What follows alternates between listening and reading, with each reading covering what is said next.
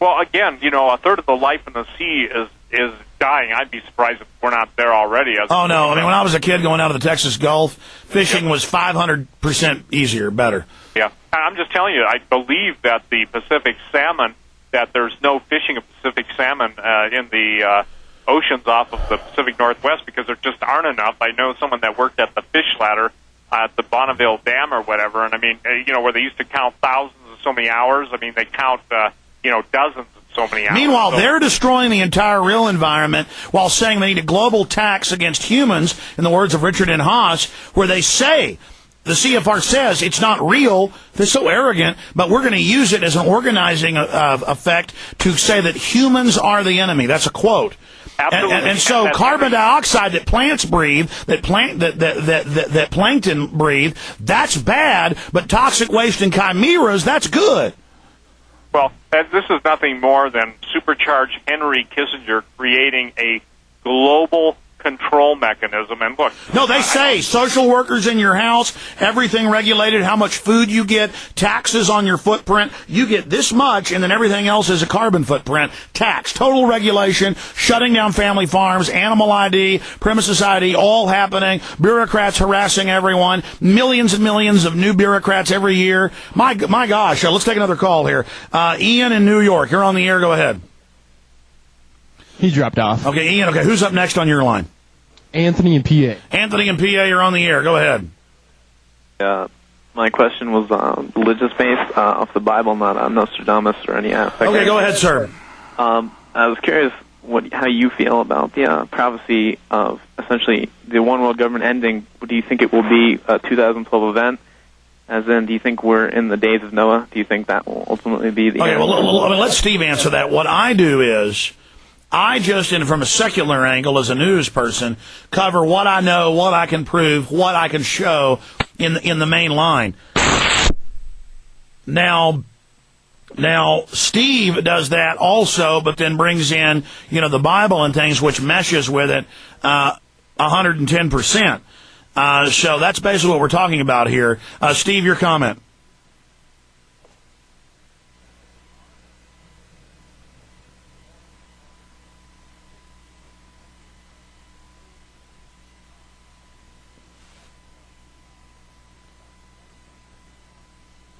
In the Old and New Testament. But the point is that doesn't lessen the events, and the thing that I think people need to recognize is that, I think this is the time period when it turns to total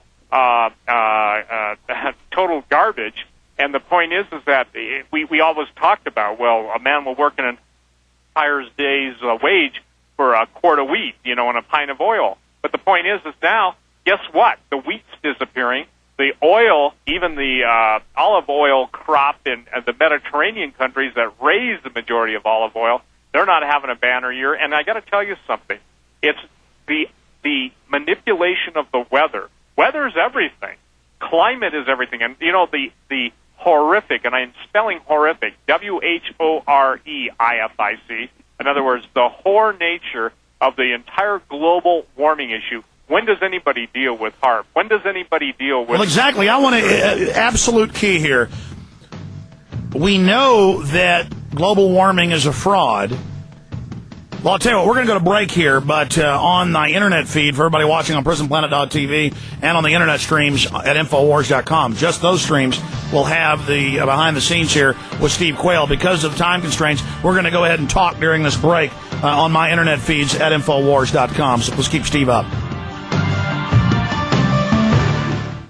Steve? It is a big idea. Steve, exactly. And I've made allusions to this. I know you've talked about it. Not only is there math and their science, and they admit now global warming isn't, quote, causing what they're saying, but they are manipulating the weather. I believe that they're going to cause more and more havoc and then say, see, we've got to have the global government because all these horrible things are happening. Your take on that? Absolutely. I'm absolutely tracking with you. That is my entire basis of my premise. They're creating the problem. They're telling everybody, but they're blaming man. Isn't that interesting? It's those wicked men. You get rid of the wicked men, and we have this palatial panacea. We We basically have an Eden-like environment. We get to live forever. We get to have our memories downloaded continually. We'll never grow old, and this place just turns into an Eden for us. And that's what the transhumanists are saying. Absolutely. Look, the transhumanists are more honest than most of the Christians that don't get it. That doesn't mean they're righteous. It doesn't mean they're saved. It doesn't mean that God approves of them. It just means that that children of the light sometimes choose to walk in darkness. The people that are walking in darkness, they walk in that realm of darkness, so they're happy with any light. What we're telling people, Alex, point blank, is that the entire global warming issue, look, it is real. When volcanoes go off, a couple years ago, a couple hundred undersea volcanoes. Last year, 6,000 undersea volcanoes. I want to talk about that in the next hour. Can you stay with us till 20 after? Sure, I'll stay as long as you want. Okay, well, here's the deal. I want to play this 8-minute clip when we start the next hour. You'll have an 8-minute break. You'll probably want to listen to it. Actually, though, the network had it. I've got to play that from my end, so I need to find it here. But we're going to play, and PrisonPlanet.tv viewers, you'll be able to actually watch this video. And I was already aware of these clips from mainstream news, but some folks have made a documentary about it. The Mad Scientist is the name of it. I'm trying to find it here on my screen. For some reason, I'm unable to do that. But maybe I'll just come back with John right now and have him. Oh, okay. John just sent me the clip. I got John in Minnesota sending me clips. I got Paul out here running things on the show end in Texas. I got Steve Quayle online. I got listeners on 2 different phone systems. I tell you, this really is the future of broadcasting here. What we're doing, we're going to have Steve Quayle 20 minutes with us into the next hour. We're going to come back and wrap up the main radio show, but we have tens of thousands listening on the web and watching us at PrisonPlanet.tv. So that is all coming up. We're going to go live right now. Here we go.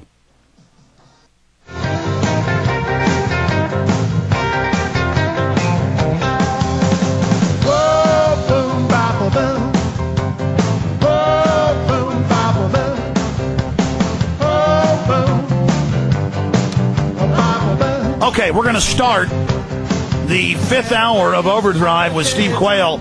I'm going to play like an 8-minute clip, Mad Scientist, Transhumanism, from a new documentary film that is coming out that just takes their own public admissions. These are top scientists, heads of departments. They are not us picking out a few bad apples from the transhumanist movement, which has got William Shatner and just thousands of prominent people. When you get to the leaders of it, it is, we want world government. We're going to kill the majority of people. The cyborgs will rule. That's why they throw it in your face through, the Star Trek and stuff with the Borg. And they believe they're going to live forever, but they can only have access to it. They can't give access to 6 billion people. It's just like the movie Moonraker.